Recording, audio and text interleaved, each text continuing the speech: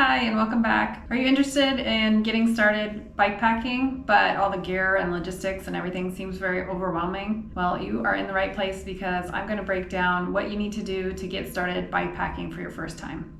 My name's Karia, and 2 years ago I had only ridden a mountain bike one time, and that was on the world's most dangerous road in Bolivia, and it was down on the road, so it wasn't really single track or anything. So I had never been on any single track, and I didn't even really know what kind of bike I would need or how to fix the bike or anything about that kind of riding. I did have a old steel road bike, and I did use that to commute for work, but as far as mountain biking went, I had absolutely no experience. But I knew that I wanted to get out on the trails and explore the mountains and get farther than I could with backpacking. Fast forward to now, and I just finished a over 8,000 mile bikepacking trip around the US and Canada, which was a lot of it was on dirt. And now I feel like I have a pretty good handle on what it takes to get started. But I do remember being a beginner and being very hesitant to start because it seemed like, coming from the backpacking world, that bikepacking included this weird machine that I would have to learn how to fix that had a lot of moving parts, and that was a little bit intimidating at first. But you kind of learn as you go, and that's what I did, and you can do the same thing too. Let's get started. So the first thing you need is a bike. I talked about this in my last video, but you really just need whatever bike it is that you already have. And if the bike that you already have is not a mountain bike, that's okay too. You can do more of a bicycle touring style at first and kind of see how you like the feel of the road. You can still camp. You can still carry all your gear. You can kind of get used to doing that before you switch over to a mountain bike if bike packing on dirt is going to be something that you think you're going to be interested in. The other thing, obviously there's so many different bikes now, and I don't know anything about all of them for sure, but you may be in an area where a gravel bike would be sufficient down the road. So you'll have to do your own research for that part of it. But one piece of advice I would give you is that don't worry too much about it at first. I think for me, a big thing is always analysis paralysis, and I want to have the perfect setup right from the get-go. But that keeps me from doing things or from starting things, and I think if you just get started, that's the number one thing. So whatever bike you have, just use it, try it out, see how you like it, and then go from there. If you don't have a bike, or if you have a bike that isn't sufficient for the kind of bike packing you want to do, I would suggest maybe borrow one from a friend, rent one for a weekend, go get a used one from Craigslist or Facebook Marketplace, or play it against boards or whatever you have in your area. I've seen some pretty inexpensive bikes that you could easily get and use just fine. I actually listened to a podcast about a kid who, I think he was like a 20-year-old, and decided he wanted to ride across the US, and he just bought like a $5 bike from a neighbor or something and used that. So you can do it no matter what, but you don't need to have the latest, greatest, most up-to-date thing at first. You can always upgrade later. You just don't really need to worry about it, and you don't want the lack of not having the, quote-unquote right gear in your mind to keep you from starting.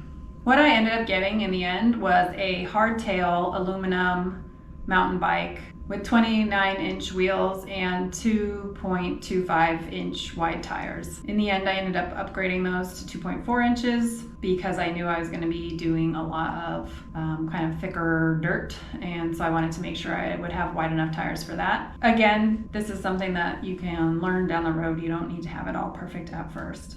For me, I also knew that I wanted to do the Great Divide mountain biking route, and so I purposely got a mountain bike for that section.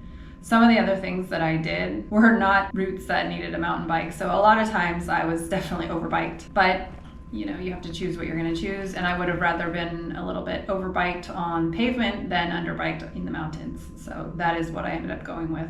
Personally, since I didn't know if I was going to love this sport, I decided to just go with a low-end mountain bike. I would say, given what I know now, if you are going to buy a bike, it would be better to buy a little bit higher quality used bike than a lower quality new bike.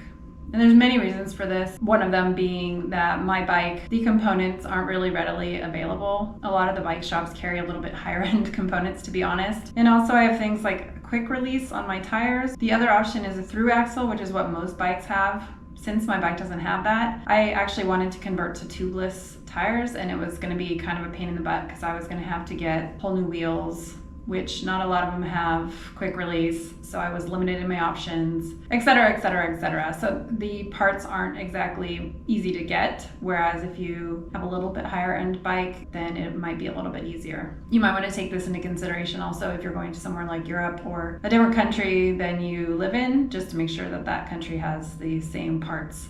I read an article about a guy who did the Tour Divide, and he was from, I want to say, the UK, and he brought like 6 pairs or sets of brake pads because we didn't have them in the US. So long story short is that it's better to have a little bit higher quality, but being able to get parts easily would be more important. So if you get a used bike, it would be a good idea also to get a tune-up, which if you get a full tune-up, that might cost you a couple $100s at a bike shop depending on what needs to be done, but it's completely worth it. I mean, you're going to be spending miles and miles and miles on this bike. It's better to have everything in working order. The other thing you can do obviously is learn how to change things on your own, because a lot of the things that they change on a normal tune-up are things that are not that hard to fix on your own. Of course, when you're just starting out, this is very intimidating, or it can be very intimidating. But I found some of the bike co-ops in most cities are very helpful, and a lot of times you can actually go there and you can fix your bike on your own, and they'll help you if you need help. So there's different places you can do that, and it's worth learning how to do some of the basic things. Like, I mean, obviously you want to learn how to change your tire if you don't know how to do that, but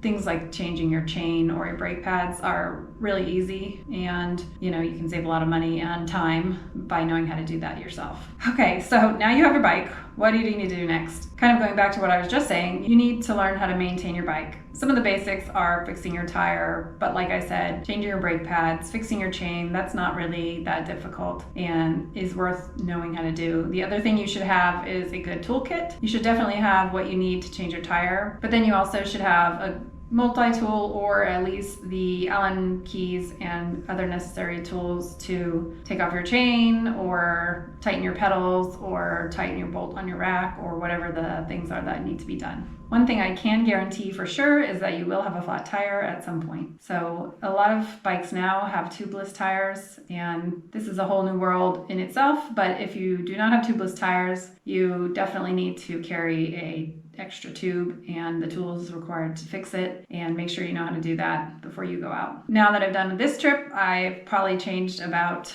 12 tires. I do not have tubeless. Like I said, I wanted to switch to tubeless, but it was going to be such pain that I decided to just stick with the regular tires, and I've had to patch the tube in my back tire about 12 times. For some reason, my front tire never went flat, but my back tire gave me a lot of issues.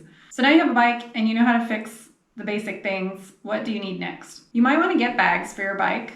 To be honest, this is something that you may want to try an overnight without bags before you go full on in. The other thing you can do is you could use something like a dry bag, or you can buy bags on the internet, like on eBay or whatever, or obviously Craigslist or Facebook Marketplace. The first couple times I went out, I would target a friend's house, and I would ride to their house, and I would stay the night at their house and then ride back the next day, just as a way to find out, do I even like riding that long of distances each day? Do I like stopping in little towns? Do I like carrying my stuff with me? But all I really carried with me was my toiletry kit and a little change of clothes. I just put everything in a dry bag, and I just strapped it on with a bungee cord onto my bike. So you can do that, or you can tie it on with a rope, or you can put a milk crate on the back. I mean, I've seen all kinds of things. So you don't have to get all fancy. Some of the bike bags are quite expensive, so that might be something you want to just test a little bit before you go full on. The next thing you can do is what I ended up doing after this is I bought bags on eBay, and someone was actually selling a whole set. So I got a frame bag, a handlebar bag, a top tube bag, and 2 feed bags from the same person for like $70. And they weren't the highest quality, and they definitely weren't waterproof, but it was a great way for me to be able to get started without having to put so much money into it right at the beginning. Of course, you can go into Ortlieb and all kinds of other waterproof bags and packs and panniers, and you can really go down a rabbit hole there. But that's going to be your decision once you decide that you really like doing this, which I think you will. If you're going to do an overnight trip or a multi-overnight trip and you plan on camping, you'll need camping gear. If you're already a backpacker, this is pretty easy. It's basically the same gear. You need your whole big 3, which instead of having a backpack, it's bike bags, but otherwise you still need a tent and a sleeping bag and a mat, and then any other kind of stove and whatnot. The good thing about bike packing though is you don't really need to carry as much food because oftentimes your route will take you through multiple towns. So you can either get something at a restaurant or you can not carry anything until the very end of the day. You can pick something up right before camp. So it gives you a lot more leeway than a normal backpacking trip would give you. If you don't own your own camping gear, you can actually rent camping gear from places like REI or Sports Basement. And in the US at least, some colleges will allow you to either rent camping gear or sometimes borrow it if you are a student at the university. Most of these places will also let you rent them or borrow them for the whole weekend, so you could pick it up on Friday or Thursday even, and then return it on Monday, all for the same fee. The next thing you need to do is to determine a route. This is actually fairly easy. There's a couple of sites. There's bikepacking.com, which has a lot of different options for longer trips or shorter trips. So one of the things they do is they have overnighters, that's what they call it, which is basically just you leave on Saturday, you stay Saturday night, and you come back on Sunday, and you still can go back to work on Monday. So there's a lot of options for that. And then they have options that go all the way into, hundreds and hundreds of miles. So that's definitely a great site to get started. But otherwise, there's apps like Komoot and Ride with GPS that will have shorter routes that you can find in your area, and with those it's great because you can just show your location and it'll show you what options you have. You could also look at something like Strava if you use that, and you can see people's bike rides on there. If you're looking into mountain biking, there's Trailforks or another app called MTB Project, which will show more of the mountain biking trails. You can also use Google Maps if you're just going to do something that's going to be mostly on bike trails, but if you want to get kind of off into the dirt single track trails, that's not going to be as good. But the good thing about Komoot and Ride with GPS, both of them will allow you to choose a start point and a finish point, and then they will route you on the trails that you want to be routed on. So you can tell them you want to do mountain biking, and they will put you onto the mountain biking trails. So you can find some really cool places near you that you may not even have known that were there. I think at the beginning, it's good to just do a couple of overnighters, and don't be afraid to use public transportation to finish your circle. Or I took the Amtrak train one way and then rode 2 days to get back home. Things like that. I mean, you don't really need to make it too complicated at the beginning, but there are a lot of things out there to help you. So once you've planned your route, you'll need to navigate. And I would say at the beginning, just use your phone. It will suck up a lot of battery though. So if you have a battery pack, it's a good idea to bring that with you. And that way you can plug your phone in and still use it for navigation. Most of the apps like Komoot or Ride with GPS, for instance, will have voice commands too. So you could just have a headphone in and use that to route you. Just be aware that I've used Komoot, and sometimes the voice is a little bit late on the directions, so if you're solely relying on the voice, sometimes they won't tell you to turn until after you've passed it. You can also get a pretty cheap bike mount for your phone. So there's companies like Quadlock, and there's other ones on Amazon or whatever. And that way you can see your phone, but just know when the screen's on that it is going to drain the battery fairly fast. A trick I do for that is I put my phone in battery saver and I allow that app to go through, and then sometimes I'll even put it in airplane mode if the app allows it. So the last thing is just have fun with it. Once I finally got the bike, I went on my first bikepacking overnight trip, and even though I hadn't done any single track and I didn't realize there was single track, and I wobbled and I fell, and I even did it in front of somebody, and I was kind of embarrassed. And my bike was heavier than I was used to, but it was so much fun. This would be a lot more fun to go down. It was really fun. So just try it, give it a try. You are really gonna like it, I think. And yeah, just enjoy it. One thing that is a little hard is that being an older person learning a new skill is a lot different than being a younger person learning a new skill. When you're young, you just kind of do it, and if you mess up, you don't care. When you're older, you're a little more afraid to take a step or, make a mistake or try something new. But I've really enjoyed myself. I've had a lot of fun, and I've learned a lot about myself and the bike and everything, and it's gotten me really far and let me see some new places that I hadn't been able to see before. So I think all in all, it's a positive experience, even though it means there's a little bit of a learning curve. So have fun with it. And if you have any questions, leave them in the comments. Or if you've just started bikepacking, let me know how it's going. Or if you are a seasoned bikepacker, maybe put some tips in the comments for any new bikepackers out there. All right, well, thank you for watching. I hope you enjoyed it. If you're interested in this, please follow along. And if you would like to know some of the essential things I pack when I'm bikepacking, you can watch this video. Thank you for watching and happy trails. I had never gone on any